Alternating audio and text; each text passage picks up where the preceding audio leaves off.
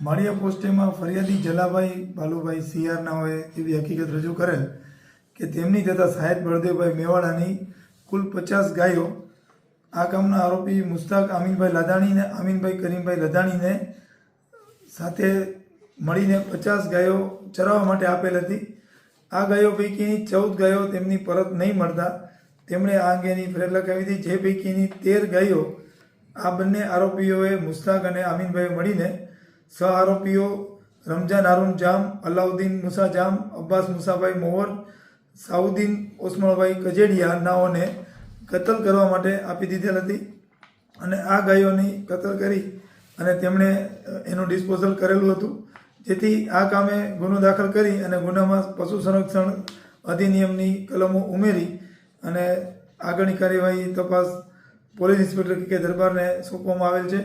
અને તેઓ આ કામે રિમાન્ડ માંગી અને કડક કાર્યવાહી કરશે એ પ્રમાણેની વિગત છે।